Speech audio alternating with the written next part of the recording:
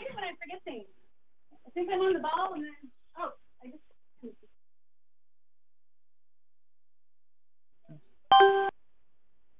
So these could go back to back on a color.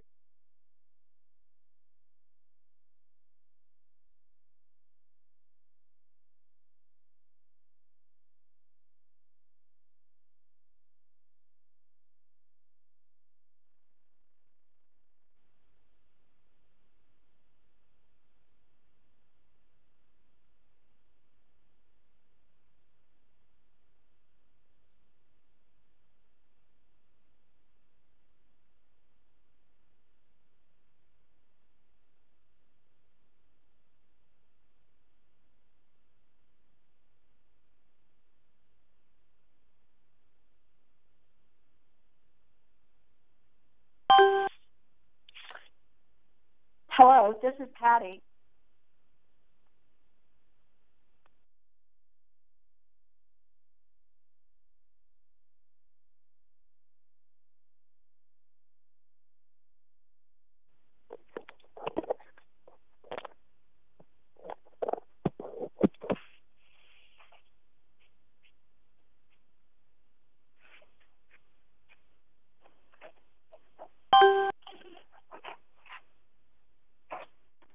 Hi, this is Carolyn. Hi, Carolyn, this is Patty. Hello.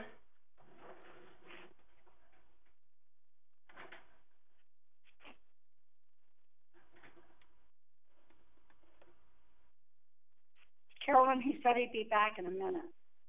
Okay.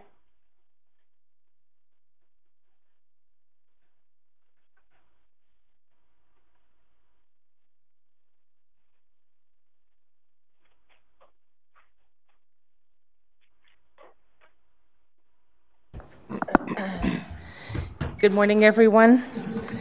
We're going to start the Certification Advisory Committee, Friday, October 6, 2017. Welcome to the committee meeting. Let's roll call, please. Kellen? Chairwoman Peasley? Present. Member Thabeau? Present. Member Farah? Present. Member Dumler? Present. Member Frank Garcia? Member Crow? Raymond for Career and Technical Education. Member Crow? Member Broussard? Member Weber? Present. Member Marisol Garcia? Present. Member Horn? Present. Member Koperich? Present. Member Spear? You have a quorum. Thank you very much. We have Dr. Horn, thank you very much for arranging your schedule to be able to join us. And so what we'd like to do is move item 5 to first place, and then we'll continue on with the original order. Because Dr. Horn is only going to be with us for about a half hour, 45 minutes, so we want to be sure we have a good, thorough discussion. Thank you very much. So we're going to go on to item number 5 on the agenda, presentation, discussion, and possible action to recommend proposed amendments to the rules regarding A, R72611 regarding special education teaching certificates. This is also the time, if there's any, for the call to the public, it's the time for public to comment. Members of the committee may not discuss items that are not specifically identified on the agenda. Therefore, pursuant to ARS 38431.01H, action taken as a result of public comment will be limited to directing staff to study the matter, responding to any criticism, or scheduling the matter for further consideration and decision at a later date. So, if you have comments about this, if there's any public who would like to make comments about these items, we want to hear from you now. Catcher, received any requests? Okay, thank you very much. Then we're going to go ahead and let's get started. Thank you very much, Catcher, for getting us the information. prior to the meeting. So we've looked at this. I see some of the changes incorporated what we had discussed, and that is adding in some competencies. The one comment that I had on one of the competencies is a correction. If we go to page 3, line 36, participation in and drafting of an acceptable individualized education plan, and each of those 3 words is capitalized.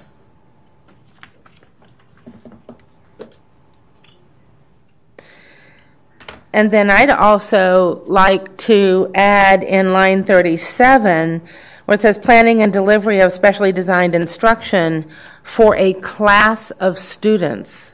And I don't know if that's the exact terminology, but we have in special education nowadays, we have quite a few, every district, probably a high number of charters have one-on-one assistance for students, and some of those assistants work with those students for years. Those one-on-one assistants have no opportunity to engage in class, work with a class of students, engage in any kind of planning for students. And so in feedback from my field in special education, that was a comment that came through. So, Betsy? I was going to add on to that almost as I don't know what the word is though, but as a case manager, because that's what you're really alluding to is managing a case load of students versus an individual student. So planning and delivery of specially designed instructions, functioning as a case manager. I don't know that our student teachers would actually function as a case manager, though, but they do need to have experience planning instruction for a group of students as opposed to their one-on-one student to whom they are typically Velcroed 6.5 hours a day. So, Chairwoman Peasley, I understand what you're saying because oftentimes the field experiences could involve one-on-one, small group, or whole class. We can find out what the exact language can be, but right. I think we can capture that. And then just if I could just to bring up the committee up to speed about what's transpired since our last meeting. Thank you. So board staff met with a large number of department staff, including Mike Banley, who's the Associate Superintendent for Exceptional Student Services, as well as Associate Superintendent Kelly Koenig, who oversees certification and certification staff, with Keith Snyder and Bruce DePlanty. We had an extensive discussion about the changes to 611, and so part of that conversation was just to focus on those teacher candidates who are pursuing a dual certification. Mm-hmm. There are 3 providers in Arizona who have just a standalone special education program for teacher preparation, and there was concerns that those programs might not have the ability for these teacher candidates to get those experiences that the dual certification students would have available to them in the other setting, whether it's elementary education, middle school, or secondary. The other part of the discussion was about the appropriateness for this exemption to extend to moderate to severe settings, and the consensus from the group was not to include that at this point. And then the third part of the discussion was to have this apply to early childhood. So originally we had this, the prior draft included this option for mild to moderate and moderate to severe. This draft has it for mild to moderate and then for early childhood. And then I do want to point out on page 6 of the draft. I apologize, that line at 36 and 37 should actually be stricken because that's where we were taking it out of moderate to severe, and that line should have been deleted, and it wasn't.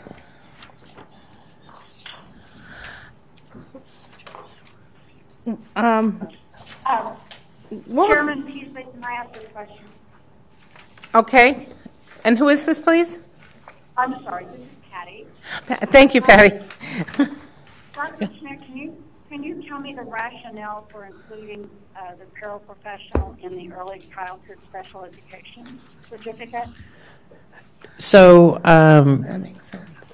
Chairwoman Peasley, Member Horn. So the reason for that is those individuals who are in a dual program for early childhood and early childhood special education actually have 4 settings.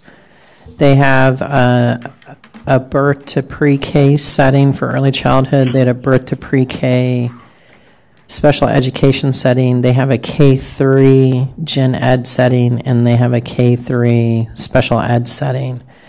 So out of those 4 settings, they would only be exempted from the K3 special education. So the thought was, first of all, there's an extreme challenge in Arizona existing already to meet those 4 settings, regardless of this exemption.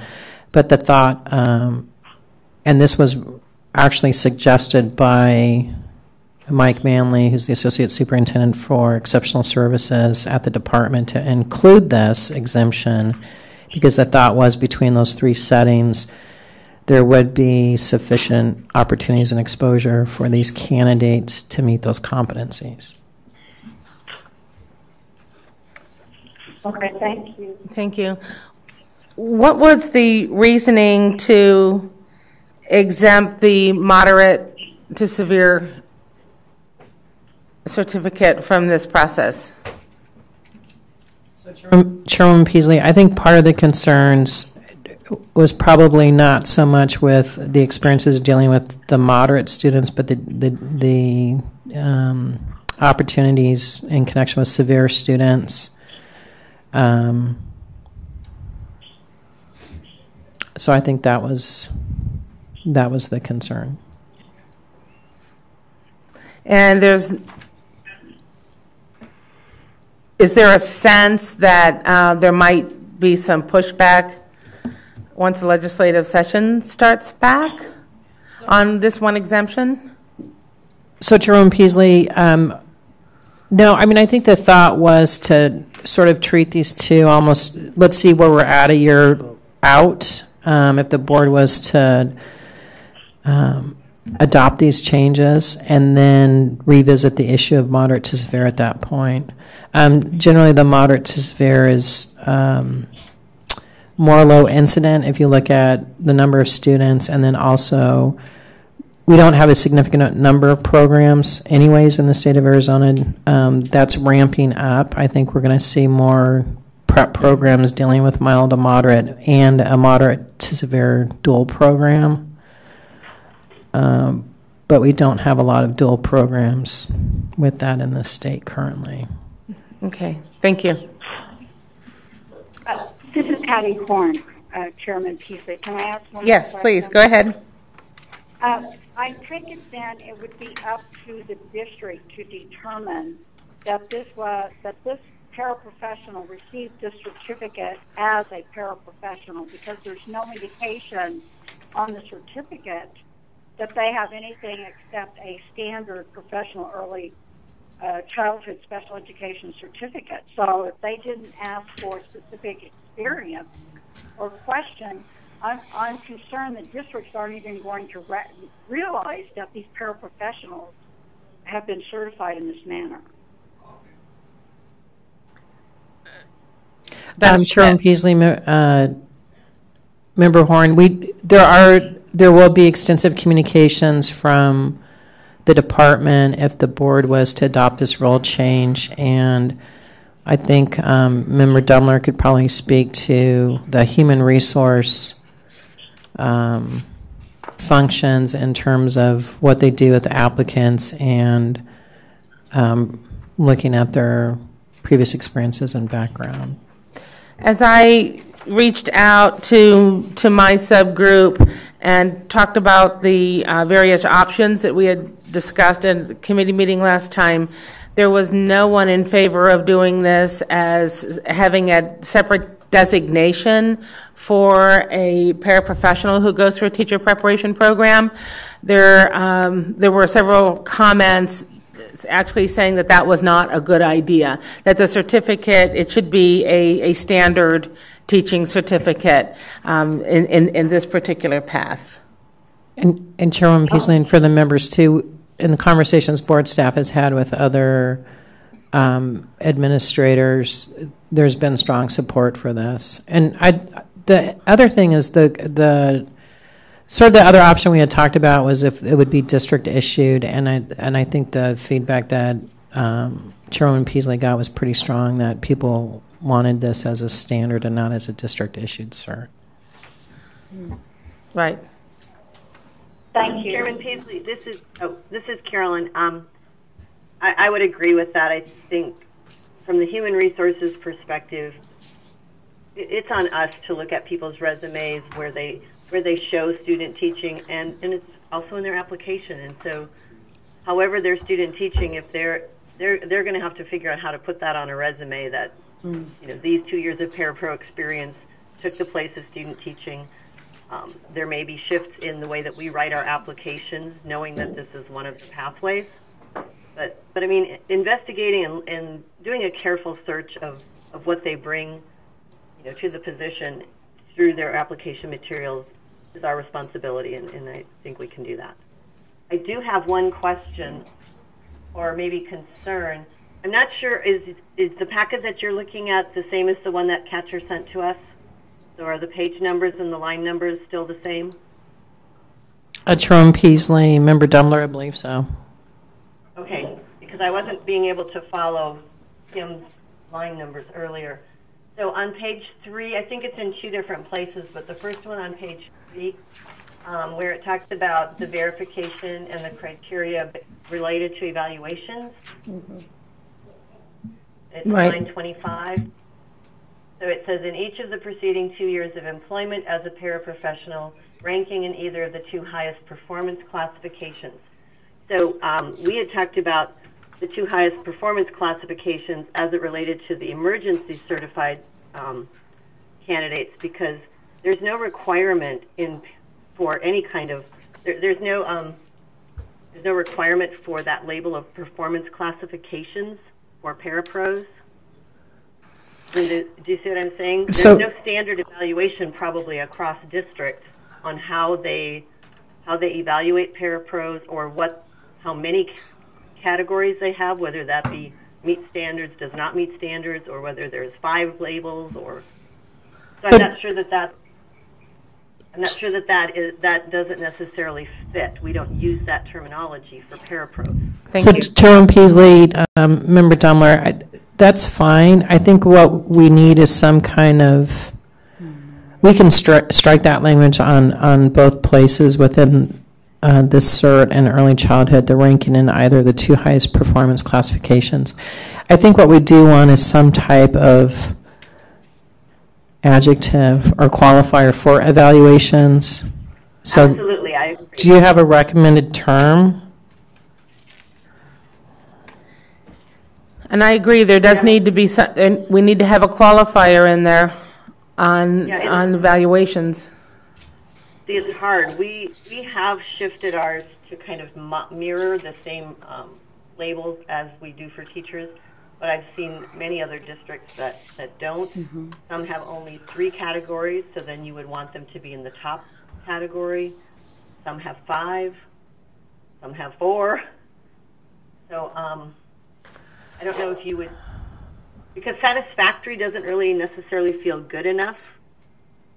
But if they only have 3 categories and it's satisfactory or excellent, I mean, I don't even know what specific labels are used at various districts. So I don't know if you would limit yourself if you said the highest category within their rating system, but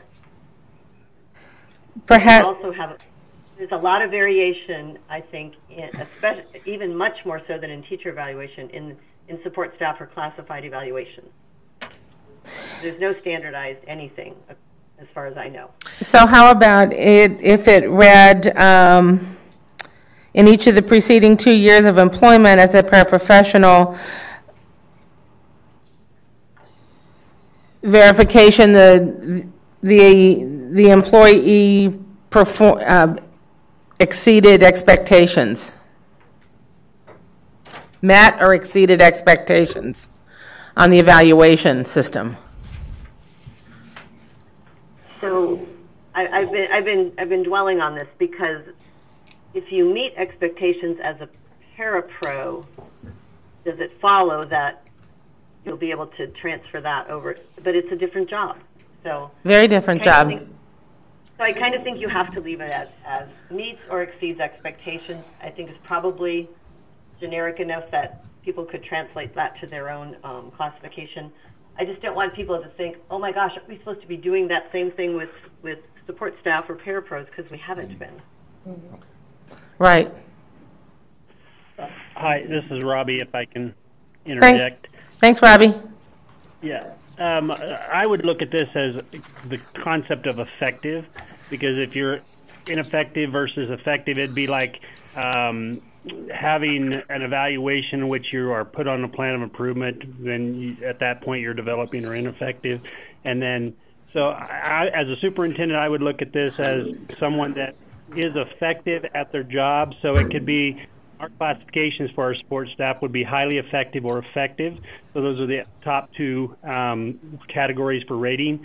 But I think most people would, I think most school districts recognize the concept of effective being that they would be on a continuing status to be able to renew for your contract. Because that's bottom line what you're talking about is, are they able to continue employment, or are they on a plan of improvement or some kind of deficiency? So just from my perspective as a superintendent, that's what I would see. That's a good point.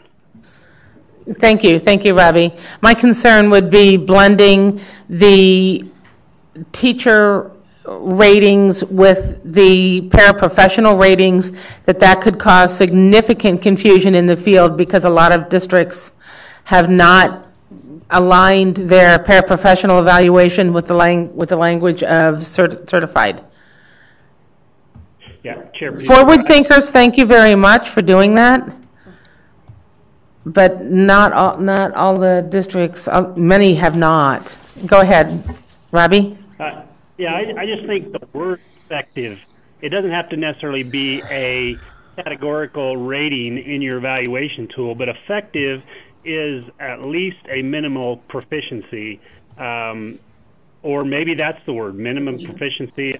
I don't know. I just see effective being as a common word in which we say that this person, if they're effective, they qualify for some type of qualification like this. So, Chairwoman Peasley, in light of those comments and for the members, we could have it state verification from the applicable district or charter school administrator that the applicant for certification received evaluations indicating effectiveness and performance. So whatever term they use, it doesn't really matter. What you're just saying is overall, is that indicating effectiveness and performance? Thank you. That's exactly what I just wrote down. That was going to be my suggestion. I think that works. And when we're thinking of teachers and we're hiring teachers, we see the word effective, that triggers a lot of good thoughts. On the other hand, using the language that way, it's not going to be overly burdensome, I don't think, for the districts and the charters that are evaluating and assessing. Yeah, Chair, I would agree Yes. with. I would agree with that. That's good definition. I agree with that also. This is Carolyn. I think effective is good. Thank you very much. Okay. All right. So, are we updating this? Not yet. No, we just. Chairwoman Peasley, that's a PDF, but I do have notes that. Thank you. So based on the comments so far, what we would do is modify R72611 D4B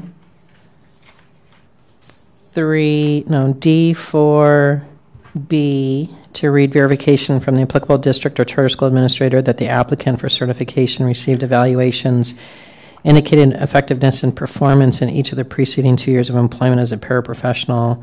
Strike the remaining part of the line.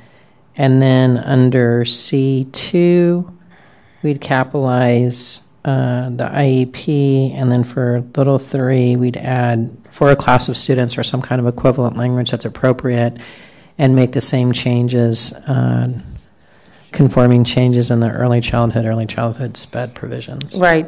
And the on line 36, page 3, that would be, and change it from program to plan.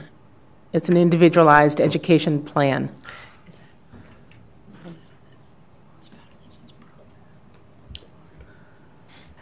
Chairman Peasley, I think the special education rules dealing with providers actually refer to it as program and not plan.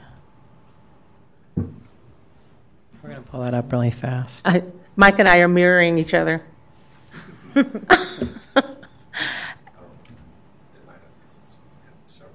Yeah.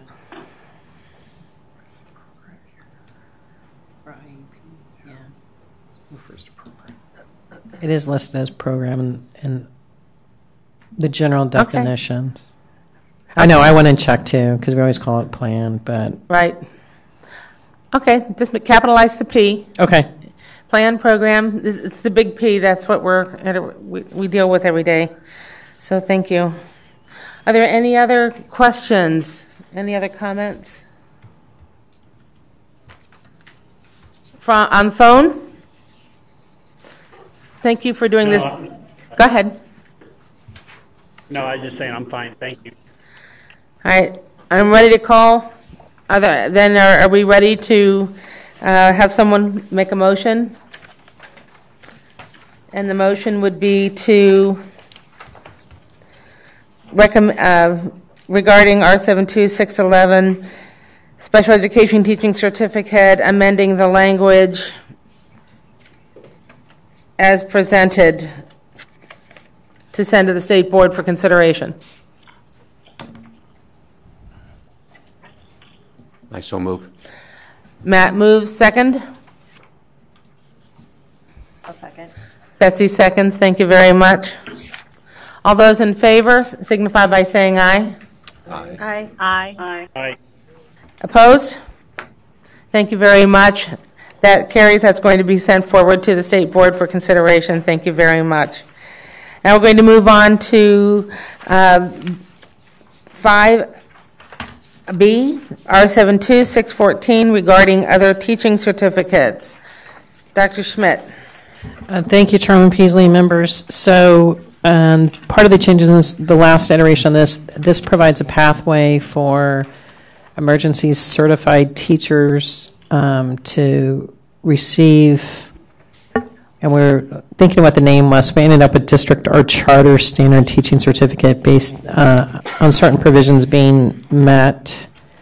They need verification of full-time teaching under the emergency teaching certificate for the 2 years preceding the application, which includes the planning and delivery of instruction and evaluation of student learning. So previously, we had this as separate language to help define full-time teaching. Department staff thought that would create some confusions, as full-time teaching has already been defined. So we put the language back in the front part of this just to make it clear what the competencies were that the committee was concerned about. So one dealt with planning and delivery of instruction. The other dealt with the evaluation of student learning. So that's covered. There's been language added that they are required to have on-site membership of the applicant, that the district or charter has provided that. That addresses another concern of the committee members. And then under C, there would be verification from the school administrator that the applicant has been successful in working with the students, as evidenced by each of the teacher evaluations in the 2 preceding years. And then we also brought in the other issues raised by the committee, that they've completed professional development based on dealing with teaching reading to students, teaching students with exceptionalities, and professional responsible ethical conduct. And then those individuals would still be required to pass the subject knowledge and professional knowledge exam unless they've taught for 3 years. Then under other statutory provisions from Senate Bill 1042, they would be exempted from testing.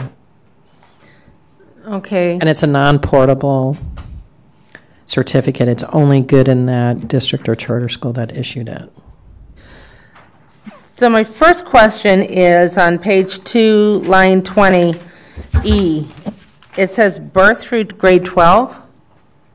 Shouldn't that be a pre-K? Because the birth through grade 12 applies to the early childhood. Oh, early childhood, maybe perhaps. Yes, Chairman Peasley. Okay. So early childhood is not split in Arizona. It's issued Right. birth through grade 3. Right, okay. Because this would not be able to apply to us, or would it apply to special education teaching as well? Chairman Peasley, no. Under the terms of E1, it would be limited to early childhood, elementary, middle school, secondary. The other part that we did add at the request of the department was pre-K-12 education. So that would apply if you have an art teacher or music teacher who's emergency certified. They would be able to convert to the district standard. And the committee has the discretion to recommend the scope. So if you want to exclude early childhood from this, you could. No, I don't. I just wanted to be Okay, that's clear. that's why it's birth. Yeah. That's the range. And thank you. I just wanted to be clear from the committee standpoint that we were not including special education in this Correct. particular one, certificate. Sorry. Marisol? I have a question.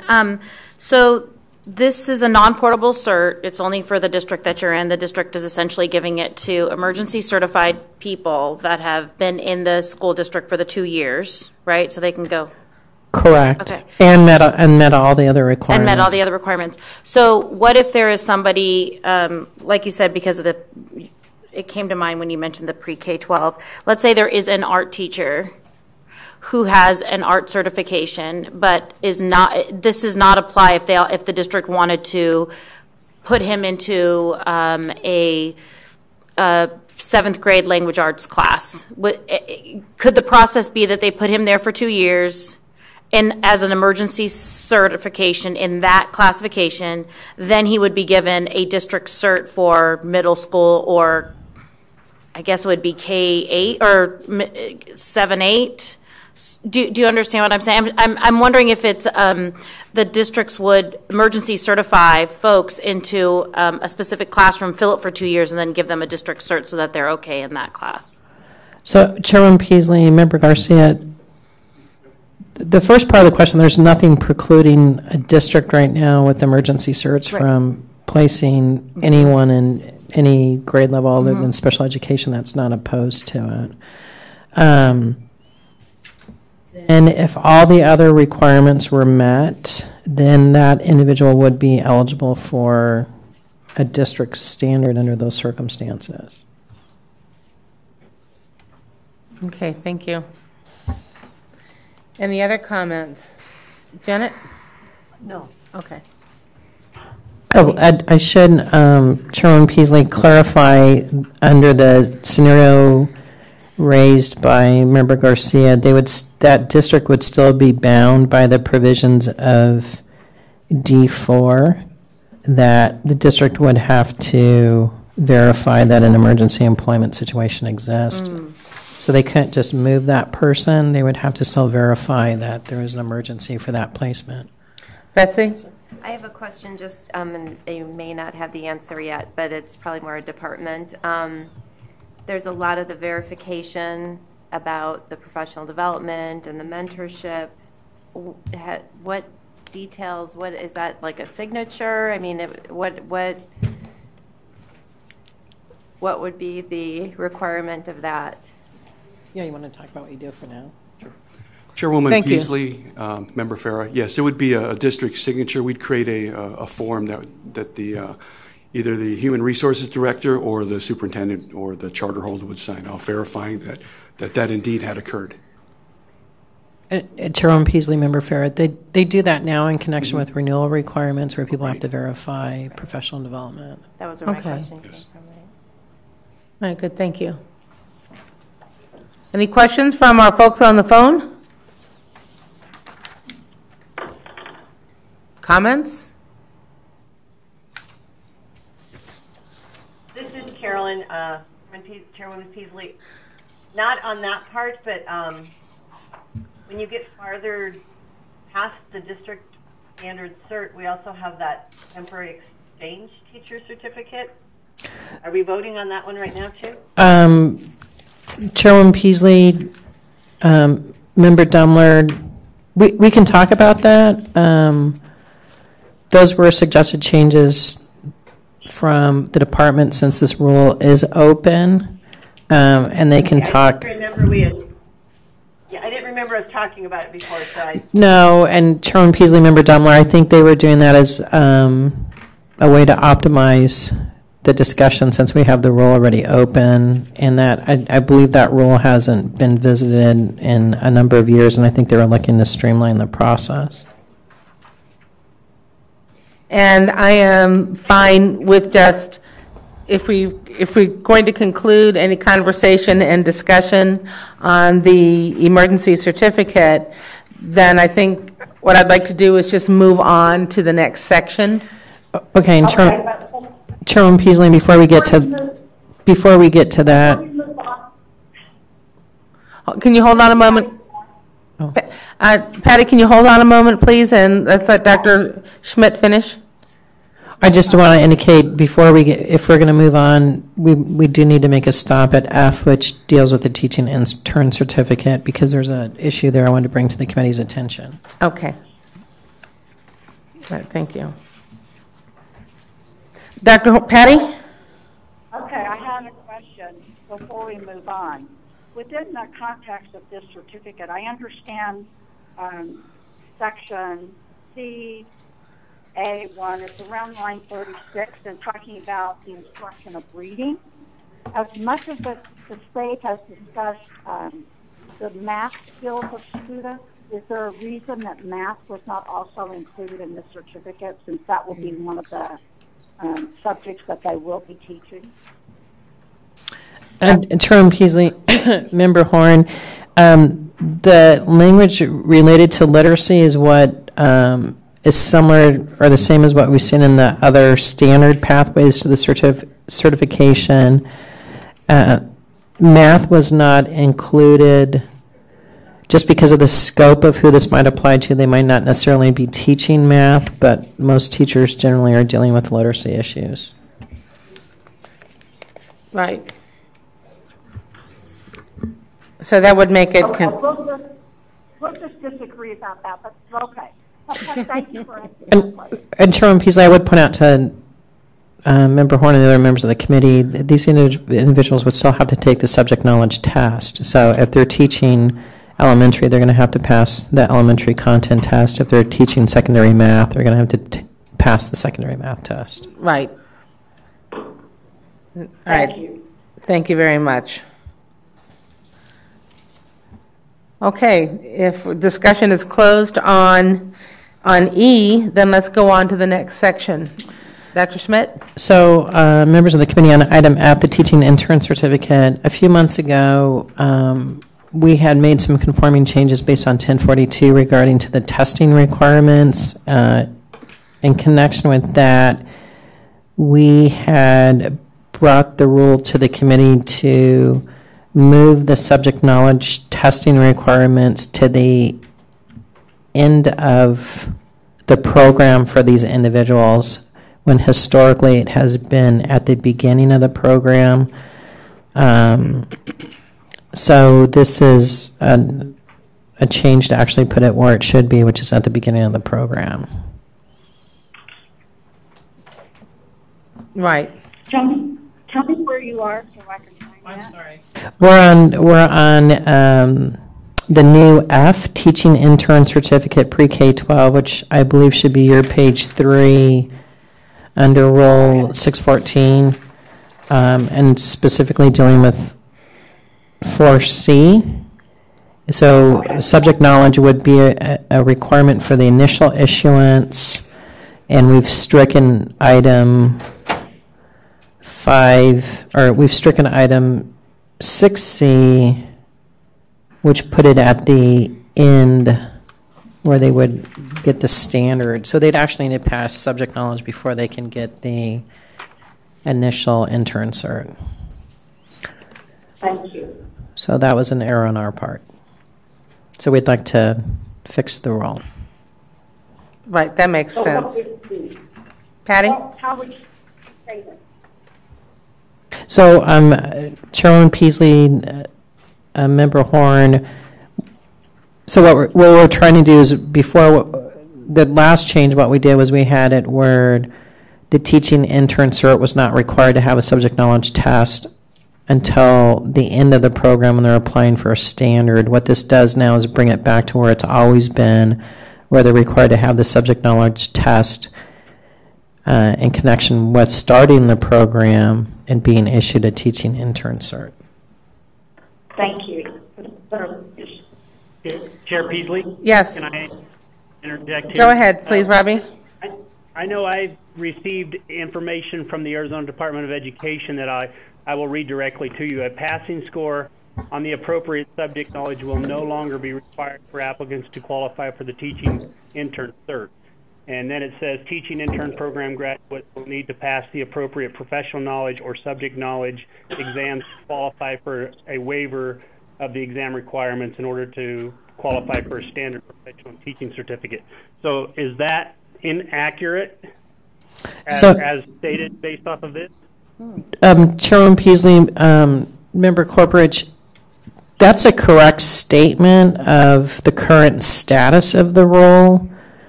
What we did was we made a change in error. So what we'll do is we'll hopefully, with the recommendation from this committee and board action, is change the role back to where it was, and then we'll have clarifying communications sent out to the field once that change has been rectified and is effective. And Chair Peasley, Dr. Smith, when would that occur? What's the timeline for this to be a current status to the change status? Because I agree with the notion that they have to pass their subject knowledge prior to the intern cert. I was a little bit concerned with that when I saw that come out. Sure. So Chairwoman Peasley, Member Corporate, if the committee was to recommend this change, it would be considered at the board's October board meeting, and we would open rulemaking then. The board does not meet in November, but it does meet in December. We would close rulemaking December 4th, and the rule would become effective immediately on December 4th. Okay, thank you. Thank you very much. Chairman Peasley and members, so it would generally impact the January placements. That's good. So we may have one semester of students where they got out from having to take the test. All right, thank you. Anybody else have any comments on F, teaching intern certificate? This is a change language change that's just going to clear up the confusion and fix an error. Okay, let's go on. Are we ready to go on? Yes. Thank you. And then Chairwoman Peasley, as Member Dumler indicated, J is a new item, but we do have the rule, hopefully that's going to be open. So it's some cleanup and modifications to the foreign teachers, and I'll have ADE walk through the changes. Okay. Chairman Peasley, Patty Yes. Horn. Hello, Patty. I apologize that I have to leave in a few minutes, but I just have one other question about the other teaching certificates. Would it be okay if I ask it in regard to the temporary exchange teacher teaching certificate, which is J on page 5? Yes, Bruce is here to explain this to us, so you can go ahead and ask the question. Thank you. On line 28, you took out the teaching of English as a foreign language as one of the requirements. I think that is very important that they have at least a minimal score on that TOEFL, because if they come in here as a teacher and the students cannot understand their English, that makes a huge difference to them. So can you tell me why they took out the TOEFL score requirement? I believe it should be in there. Go ahead. Members of the board, Chairman Peasley and Member Horn, all of the changes, with the exception of the name, were made to conform with state statute. In our opinion, we found that this didn't align with state statute. State statute does not require that exam and that to be assessed.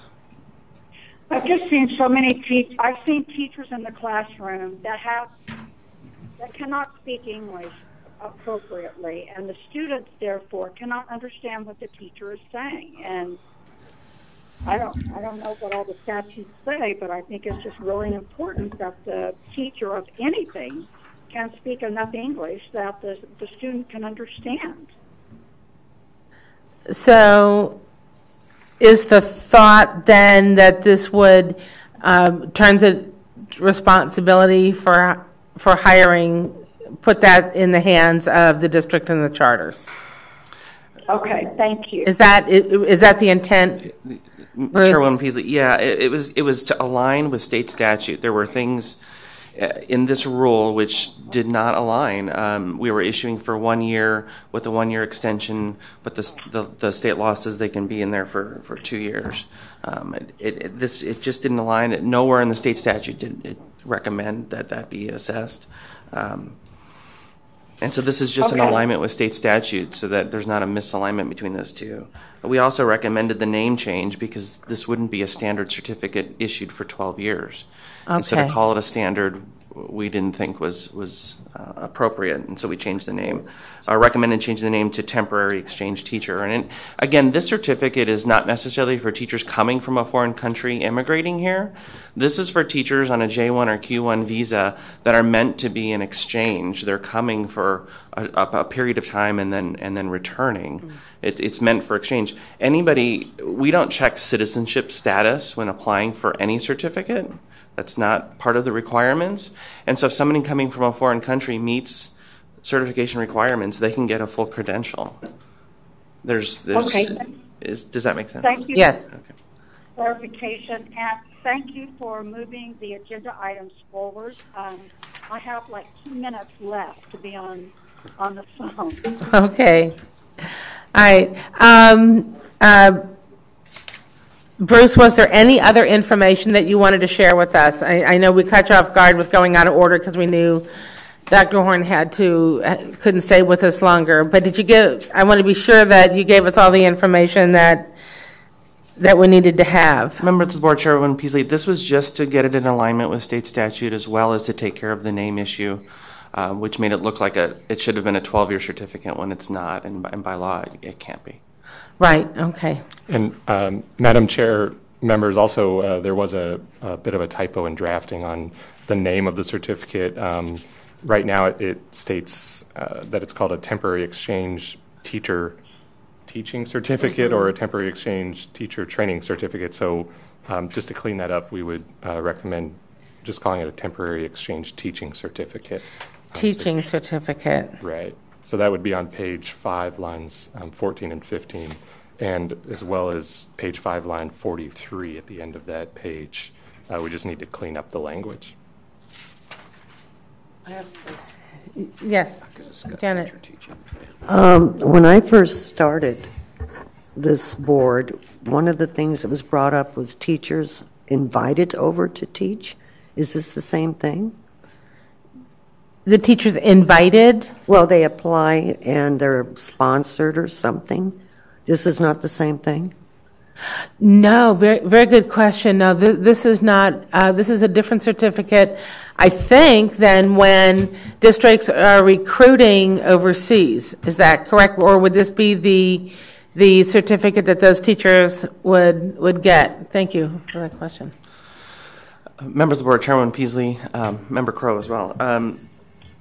This certificate is used, it's an option, right? It's an option. It depends on the visa of the teacher coming in from a foreign country. If they're on a J1 or Q1 visa, which is an exchange type visa, it's not a visa intended to immigrate to the United States, then this may be an option for them. The other option is they can certainly still apply for a regular certification. If they're intending to emigrate, they don't have a J1 or Q1 visa, which would not have them necessarily qualify for the certificate.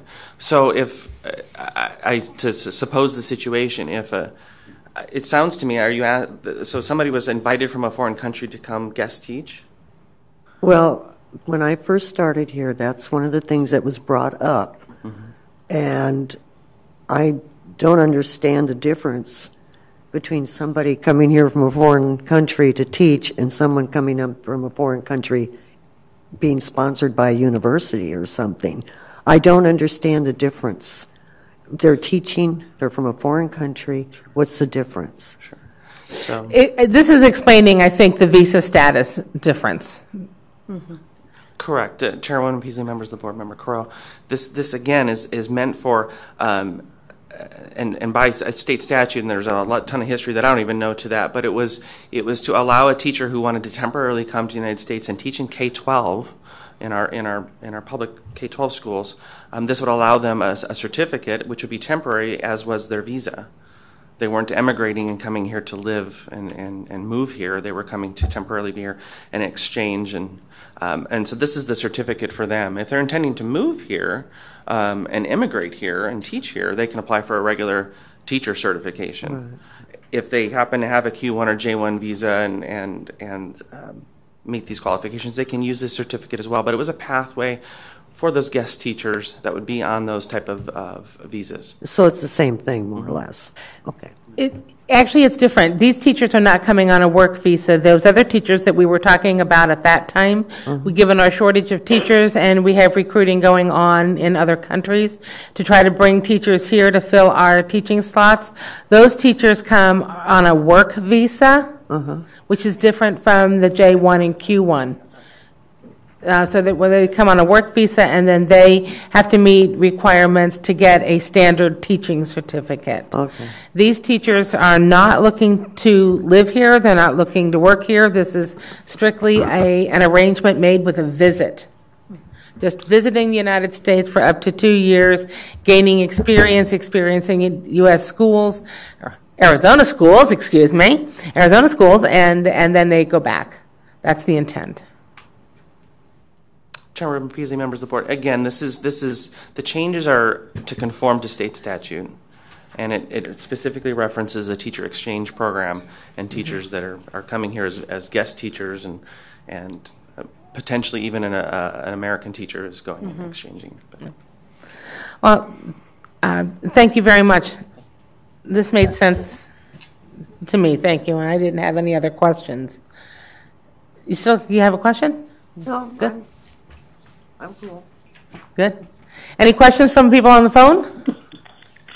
No, I'm good. I'm good. Okay, members of the committee, are we good? So we've got 3. Are there any other recommendations for this rule before we move on? I'm sorry, Chairman Peasley, no. Yes, Marisol. Sorry, I had one more question. Is this the first time that we're going to see this district or charter cert Chairman Peasley, non-portable? Sorry. Member Garcia, that would be correct.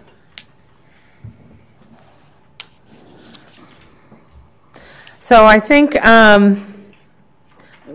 these are all 3 very different and distinct certification changes, rule changes, and I was thinking that we could just do this in one motion, but I believe I want to seek a recommendation.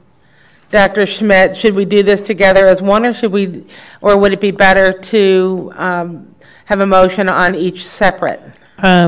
Chairman Peasley, if individuals want to make a record, we could vote on them independently. So you may want to call a vote on the suggested revisions for recommendation to the board to initiate rulemaking on R72614E related to the district or charter standard teaching certificate.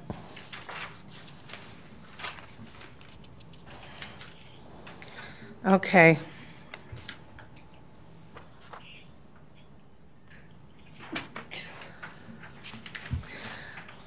I think now that we've been having these discussions, I'm thinking it would be better and it would be more clear for the committee's intent to do these individually. So then let's start with a motion. Let's see. I'm looking for R72614, other teaching certificates, E, the district or charter standard teaching certificate, birth through grade 12, with the revisions as noted, the revisions as presented to the committee. Is there a motion to approve that rule change? I so move. Moved by Matt, seconded? I'll second that. Thank you. Seconded by Robbie. All those in favor of the motion signify by saying aye. Aye. Aye. Oh, excuse me. Was there a comment? Okay, all those opposed? No. No. You opposed? Yes. Okay, thank you. One opposed by Marisol. Motion carried. Could we have a mute on the phone, somebody's phone? Thank you. All right. So thank you very much for that. Now let's go on and go to the next certificate change. And that was to make a correction on R72614, letter F, the teaching intern certificate. Is there a motion to approve the conforming or the conforming language for that? So moved. So moved. Okay, moved by Robbie, seconded by? Second. Seconded by Betsy. Thank you. Any other discussion? All those in favor signify by saying aye. Aye. Aye. Aye. All those opposed? Motion carried. And then to the last one, R72614J, the revisions to the the temporary exchange teaching certificate, which was formerly known as the Standard Foreign Teacher Teaching Certificate. All those in favor of the changes as proposed signify by saying aye. Oh, and Chairman Peasley, I think we need a first and second first. Excuse me. She's just a excited. motion, please. I'll make a motion. Thank you. Thank you, Betsy, for the motion. A second? Second. Thank you, Matt. All those in favor signify by saying aye. Aye. Opposed? Aye. Thank you. Motion carried. So we have just made the committee has made the decision to recommend those three changes to the State Board of Education for consideration. Thank you very much. Now we'll go back to the regular order of the agenda. And we'd like to start with the Executive Director's report. Thank you, Chairman Peasley. I just want to confirm attendance. Dr. Horn, are you still with us? Off after the voting. So we've got the packet for you today based on the comments from the committee from the last meeting. Appreciate that. We've also had, as I indicated, some extensive meetings with department staff, and always we appreciate their collaboration. And then we would anticipate for the next meeting to start the discussion for the fall, which will center around endorsements and micro-credentials. I do want to acknowledge how much I've enjoyed working with this committee. I am leaving board staff November 3rd, and you'll be in the capable hands of Alicia Williams, the incoming executive director.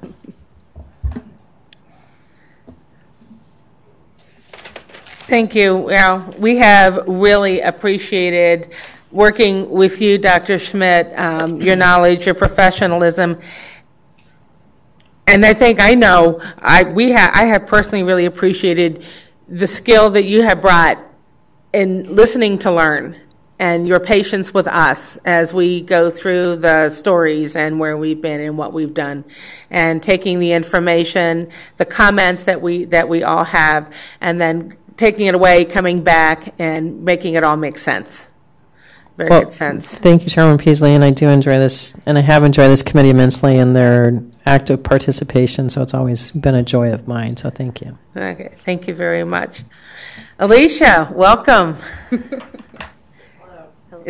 It's nice to see your friendly face, and we'd seen you before, and it's good to have you back on board with us again, and we look forward to a good work continuing. I know several of us were talking before the committee started about just in general how some of us had been on the committee for a very long time, and the work that we've done, we feel has been significant in moving the status of teachers and along here in the state of Arizona.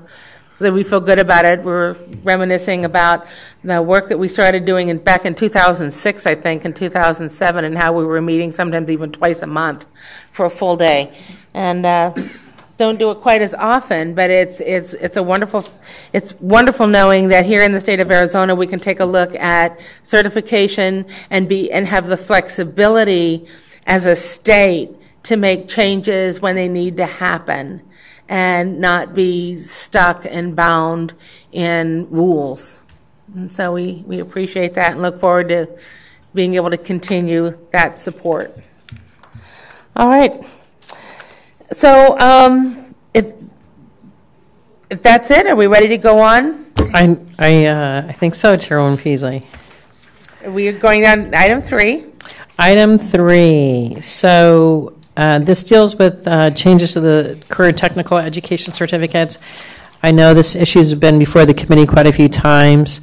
This latest round, we got some feedback from staff at some of the JTEDs that the initial presentation of the CTE rules are a bit intimidating to people interested in certification when they have to dig through all of these definitions. So we met with department staff since the last committee meeting. We've created a guidance document where we've placed the definitions. That also provides more flexibility, so if for some reason the definitions change, we can change the guidance document rather than having to open up rulemaking. And then the other thing we included was a table that hopefully makes it pretty clear the requirements and options available to those interested in teaching in CTE, what's required, both under 612 and 612.01, and we've had that reviewed by certification CTE staff at the department, so they're pretty excited about this document. And if the committee gives its blessings on it, what we would want to do is then take it to the board for approval at the October meeting. In terms of substance, what changes within the rules on 612, again, the definitions we move to the guidance document, and then we have language now in there referring to the guidance document where people can find those definitions. So you see that in connection with defining career and technical education. Then also on page 3, definition of occupational area and verified work experience, we're referring all to the guidance document. Then in terms of substantive changes within the different pathways, we were asked to look at aligning those coursework requirements so they would make sense across all the certs. So for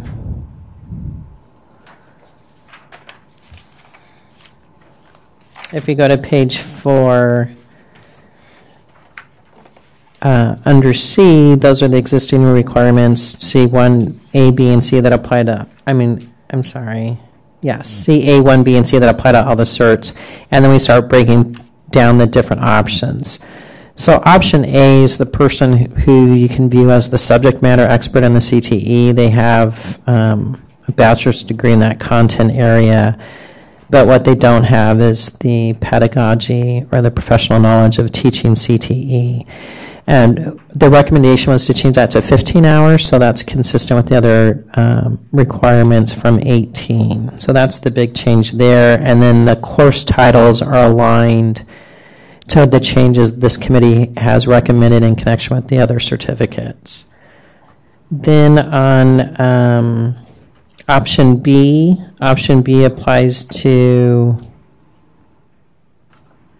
this is the classroom teacher in elementary or secondary who now wants to teach CTE. So they don't have quite the extensive course requirements and professional knowledge because they've already experienced that either professionally or through a teacher prep program. So they're just required to have 3 hours. And then we just cleaned up some of that. So it's either in Principles and Philosophy of CTE or appropriate methodologies for teaching CTE, instructional technology. And then just same thing as before, that they can get that through the department. Now, what they may not have is extensive content knowledge in that CTE area, so they've got 3 years now to complete the 9 hours. The reason why we made it 9 instead of 12 was, if you recall, before we had to collapse the standard and provisional requirements based on the legislative change of not recognizing provisionals. There was some redundancy in that language when we collapsed the two, and the thought was overall we're looking for that individual to have 12 hours. So they have to have 3 in the professional knowledge as to teaching CTE, and then we want them to have 9 in the content. Then option C deals with our business professional who has a quite extensive history in that CTE area as a working professional, 6,000 credit hours. So we have them within 3 years needing to get the 15 semester hours of professional knowledge of how to teach CTE. So now we have 15 hours for option C and we have 15 hours for option A, so they match. And then option D is the person who's gone through the teacher prep CTE program. We don't really think there's, I don't even know if anyone in Arizona is actually doing this right now. I don't think anybody is, because option A, B, and C are pretty good pathways for people getting certs.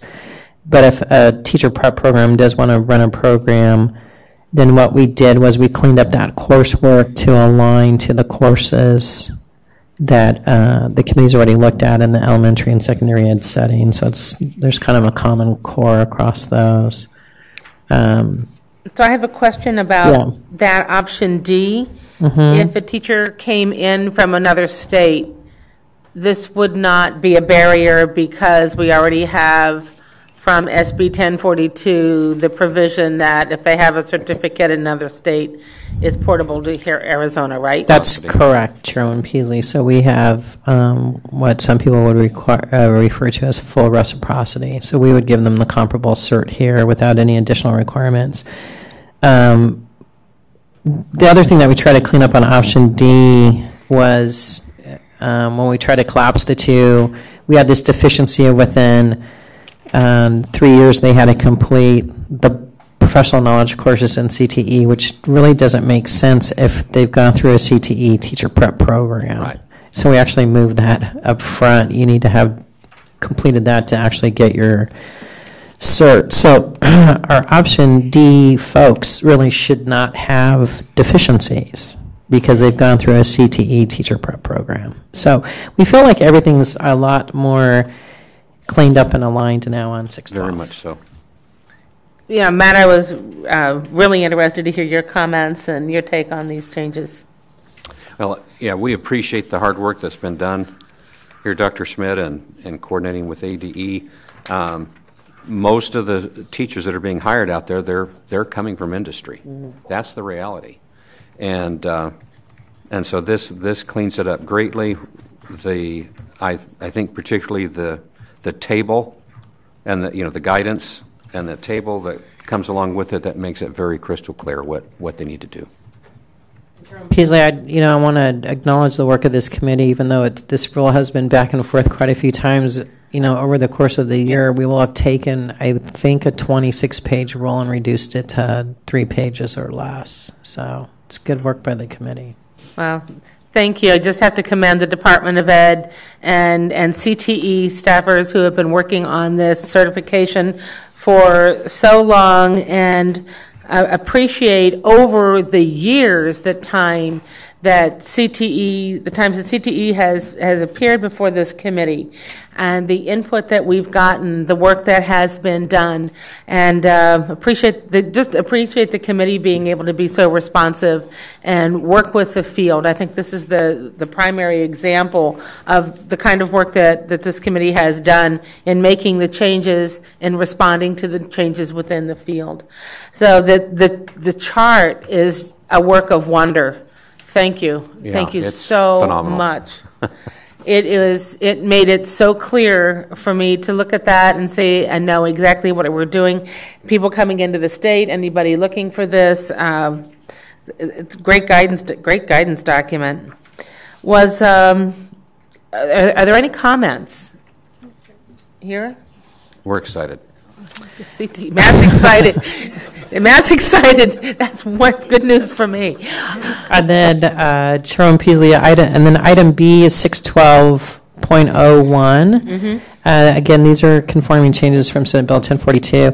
When we had looked at all the CTE changes before, that was just an oversight on our end. We didn't bring 612.01 to the committee before. So there's just some cleanup there. Again, referring to the guidance document, and then what 1042 was provide another option for showing subject matter expertise, which is what you'll see on 612.01 under C2E.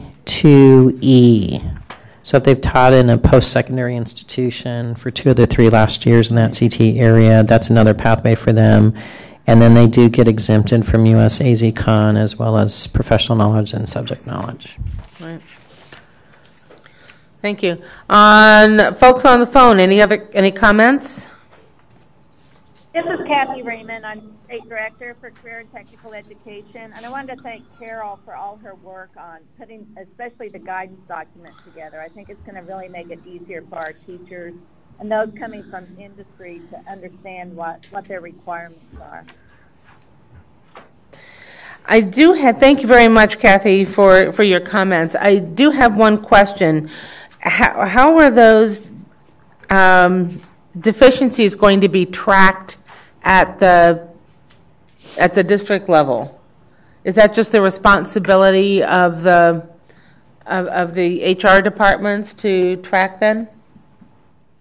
And also we encourage our local CTE directors to follow their teachers and make sure that they keep their certifications, because for especially those coming from business and industry, if they let that certification lapse, they don't have a regular standard secondary to fall back on, so they couldn't be in the classroom alone. So it's kind of a two-pronged effort that we encourage. Okay, thank you, Matt.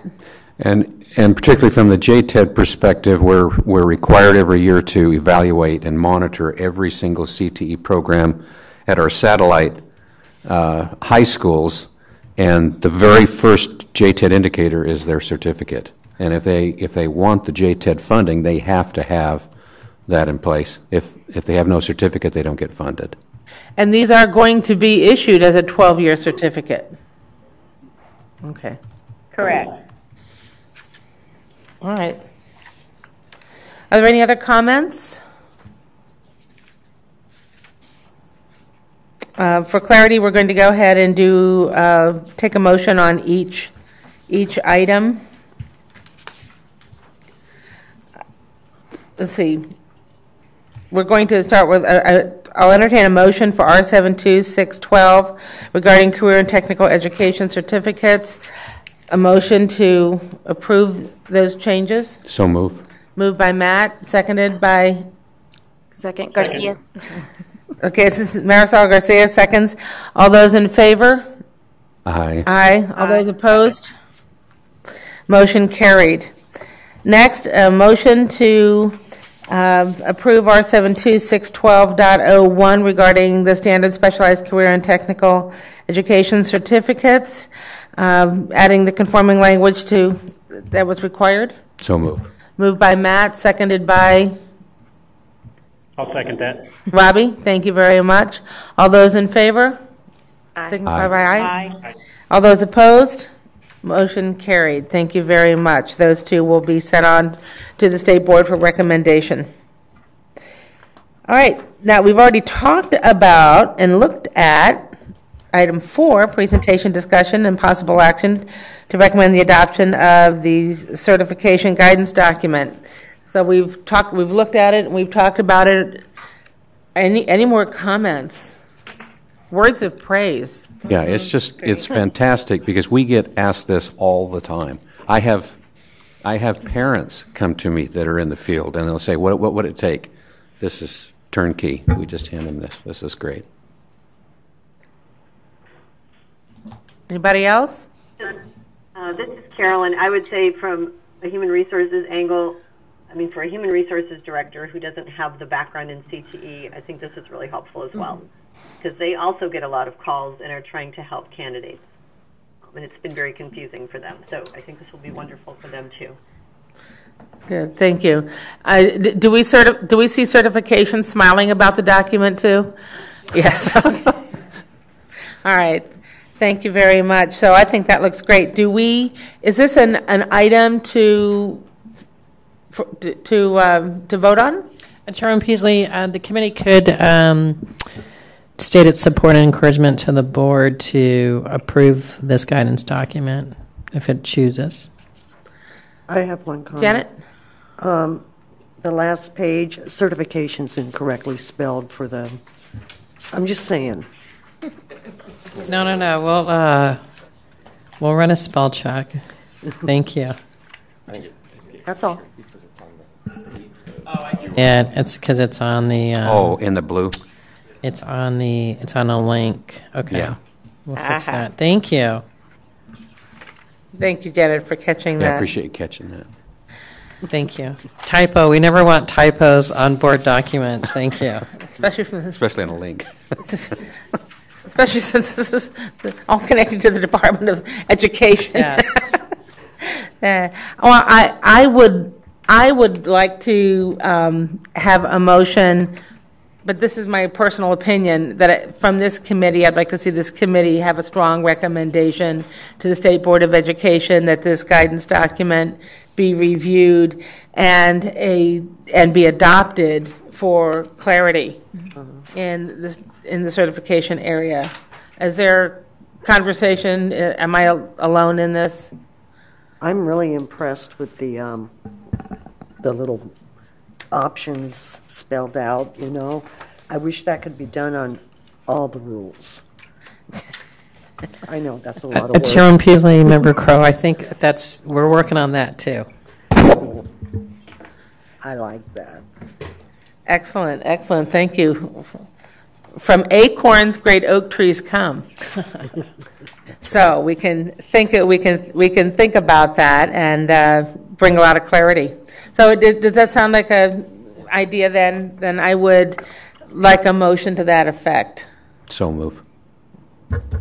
To that effect, okay. Do we need to be more clear that the committee recommends that the State Board of Education consider the adoption of the certification guidance document for career and technical education? So moved. Moved by Matt, seconded by? I second. By Janet Crow. All those in favor signify by saying aye. Aye. All those opposed? All those opposed? Motion carried. And that brings us future items too. If there's anything else, Chairman Peasley, that the committee would want considered for a future agenda. As I indicated, I think micro-credentials and endorsements will be the next subject for the committee. We've also, in connection with that, had a request for some type of credential tied to online teaching, a credential for the master teacher, and we've had some preliminary discussions about the potential of having some type of teacher apprentice that could be issued for students in CTE programs related to education, or even for individuals in teacher prep programs, that they could have the appropriate credential so that they could be in the classroom working with classroom teachers on specific things. So those are some that'll probably be coming. Okay, do we have a recommendation for when this might happen? I know in years past, we had set aside the first Wednesday of the month. And then this way, if we didn't meet, that was okay. We had our calendars cleared.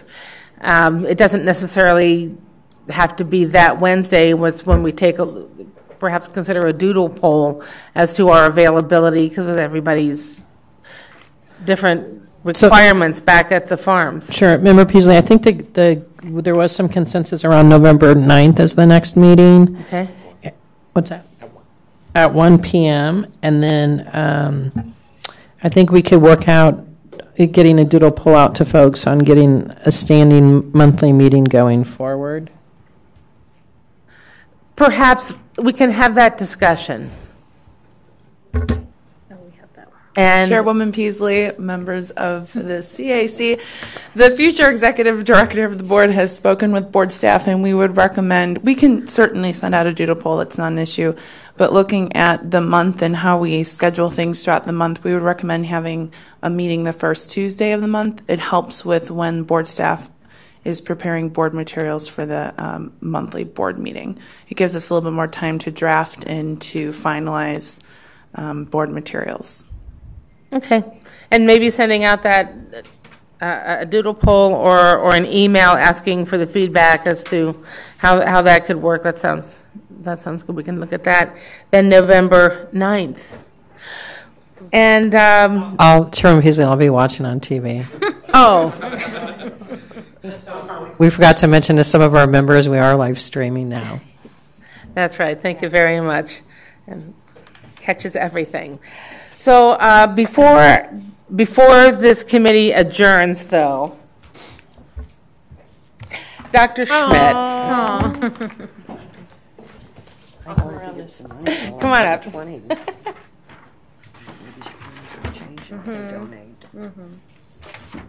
You have just been so wonderful to work with, and we so appreciate it. Thank you.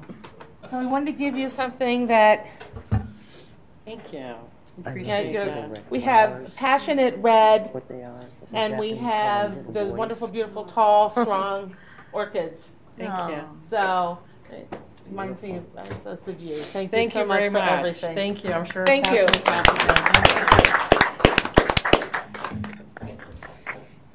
And with that, this meeting of the Certification Advisory Committee is adjourned. Thank you, everyone, for coming and participating. That was quick. Thank you.